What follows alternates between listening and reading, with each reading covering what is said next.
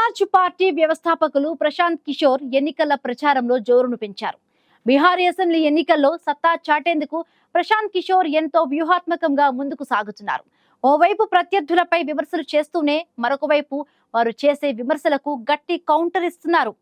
తాజాగా జనసురాజ్ పార్టీకి నిధుల విషయంలో వస్తున్న విమర్శలకు ప్రశాంత్ కిషోర్ తనదైన శైలిలో కౌంటర్ ఇచ్చారు.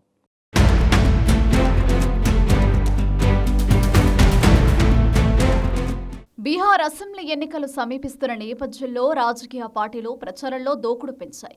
ఓవైపు అధికార విపక్ష కూటములు ఇప్పటికే ప్రచారాన్ని హోరెత్తిస్తుండగా, మరోవైపు జనసురాజ్ పార్టీ వ్యవస్థాపకుడు ప్రశాంత్ కిషోర్ ప్రచారంలో దూకుడు పెంచారు. వచ్చే అసెంబ్లీ ఎన్నికల్లో సత్తా చాటాలని భావిస్తున్న ప్రశాంత్ కిషోర్ ఆయా వర్గాల ఓటర్ల మద్దతును కూడగట్టుకునే యత్నం చేస్తున్నారు. జనసురాజ్ పార్టీ విరాళాల గురించి వస్తున్న ఆరోపణలపై తాజాగా స్పందించిన ప్రశాంత్ కిషోర్ ఆసక్తికర వ్యాఖ్యలు చేశారు.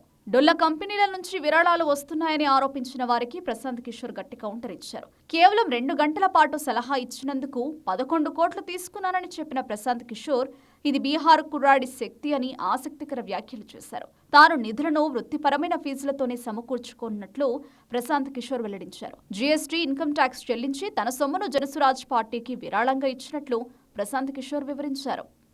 ప్రస్తుతం బీహార్లో అధికారంలో ఉన్న జేడీయూ, విపక్ష ఆర్జేడీపై ప్రశాంత్ కిషోర్ తీవ్ర విమర్శలు చేస్తున్నారు. 10వ తరగతి పూర్తి చేయని ఉప ముఖ్యమంత్రి సామ్రాట్ చౌదరి డిగ్రీ పట్టా పొందడంపై ప్రశాంత్ కిషోర్ ఆశ్చర్యం వ్యక్తం చేశారు. బీహార్లో బీజేపీ నేతలు తీవ్ర స్థాయిలో అవినీతికి పాల్పడుతున్నారని, వాళ్లు లాలూ ప్రసాద్ యాదవ్ కంటే ఎక్కువ అవినీతి పరులని పీకే ఆరోపించారు.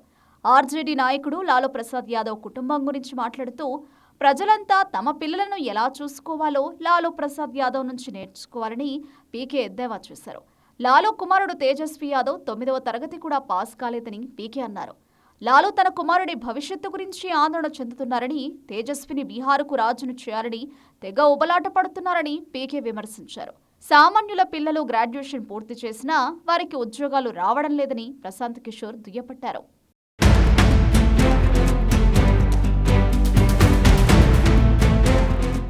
బీహార్ అసెంబ్లీ ఎన్నికలు సమీపిస్తున్న వేళ జనసురాజ్ పార్టీ అధినేత ప్రశాంత్ కిషోర్ చేసిన వ్యాఖ్యలు హాట్ టాపిక్ గా మారాయి. వచ్చే అసెంబ్లీ ఎన్నికల్లో తన జనసురాజ్ పార్టీ అత్యధిక మెజారిటీ సాధిస్తుందని, లేదా చివరి స్థానంలో నిలుస్తుందని ప్రశాంత్ కిషోర్ అభిప్రాయపడ్డారు. అధికార ఎన్డీఏలోని జేడీయూకు 25 సీట్లకు మించి రావని పీకే జోస్యం చెప్పారు.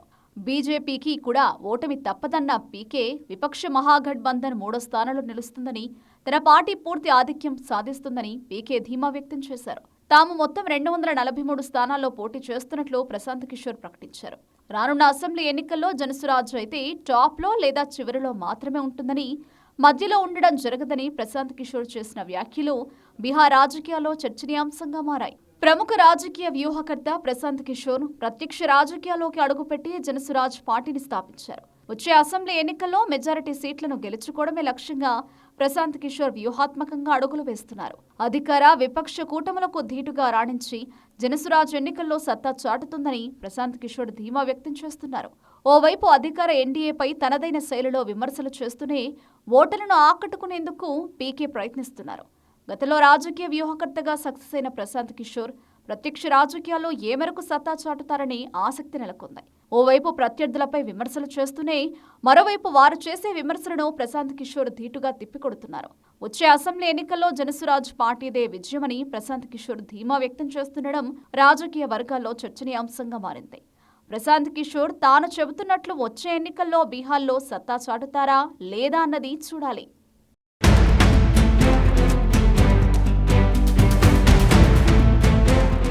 వచ్చే అసెంబ్లీ ఎన్నికల్లో జనసురాజ్ పార్టీదే విజయమని ప్రశాంత్ కిషోర్ చేసిన వ్యాఖ్యలు హాట్ టాపిక్ గా మారాయి. ఎన్నికల వ్యూహకర్తగా సక్సెస్ అయిన ప్రశాంత్ కిషోర్ ప్రత్యక్ష రాజకీయాల్లో ప్రజల మద్దతును ఏ మేరకు దక్కించుకుంటారనే దానిపై బీహార్తో పాటు యావత్ దేశం ఆసక్తిగా ఎదురు చూస్తోంది.